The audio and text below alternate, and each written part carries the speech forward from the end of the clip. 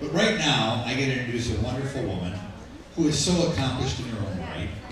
Degree in Claremont College, master's degree from Harvard, did tremendously well in the business world herself, but has such a great background.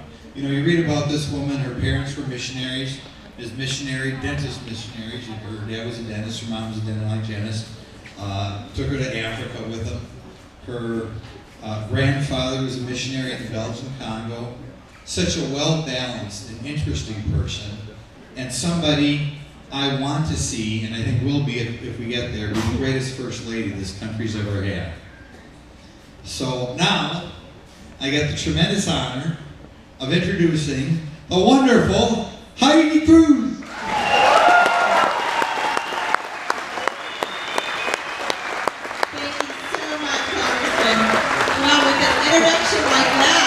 She is short.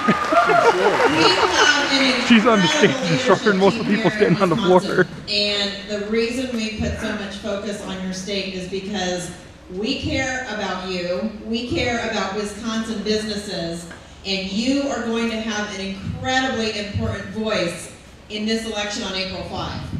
And I'm really excited to have the chance to meet all of you today. You know, these are the companies in America that drive our economy. Small businesses, family-owned businesses, private companies that are growing and thriving. And you know, there's a lot of people who don't question who makes the cones on their roads or at the events. We interact as consumers with products every day that are critical to our economy. And we need a government that respects your industriousness, your skill, your growth. And that's exactly what Ted will do. I just want to tell you 3 things about Ted before he comes. You know, I always love to talk about Ted before he gets here because I can say whatever I want about my wonderful husband. But my objective with this is to tell you why I fell in love with Ted 16 years ago. Because I want you to all go vote for him, and not just you voting for him, but I want you to call 10 or 20 friends and tell them why this person is so incredibly extraordinary and why Ted has a unique skill set to lead our country at this time, when our religious liberty is at stake, when our constitutional rights are at stake, when our very growth of our economy and our safety are in the balance. There's 3 things that I learned about Ted very, very quickly when I first met him. You know, I grew up in California, don't hold that against me, in a very small rural town. This was Reagan country in the 70s. My parents were Christian missionaries. They practiced what they preached. Very much like the size of the town of Oshkosh here. We had a great community, great families, great schools, and our parents spent a lot of time with us teaching us. My brother and I had a small bread baking business growing up for about 12 years. We learned the value of hard work. And when I met Ted, I knew that I had met more than my match.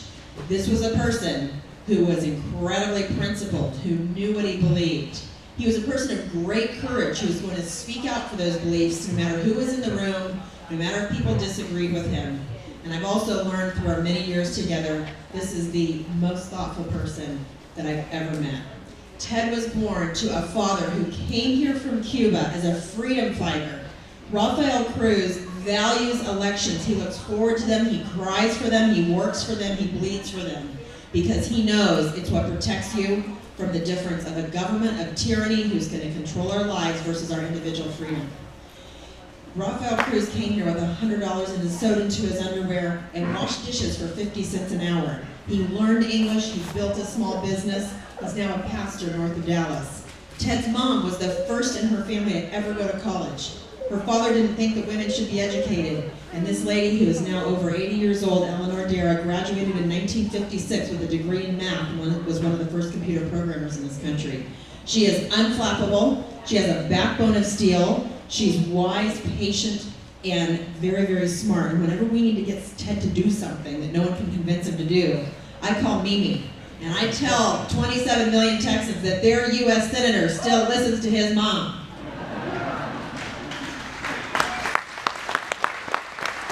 Ted was raised at the dining room table with the Bible and the Constitution. By 8th grade, he memorized every single word in the Constitution. And he spent the last 20 years defending your values of religious liberty, freedom of speech, the Second Amendment, the right to keep and bear arms, your privacy, and the sovereignty of this country, and the 10th Amendment of giving power back to you, families, communities, and states.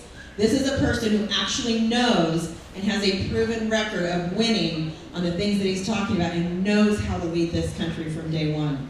The second thing about Ted that he's done for Texas is he's had incredible courage. There's a reason that this Congress, who's not working for you, doesn't like Ted, because he is working for you.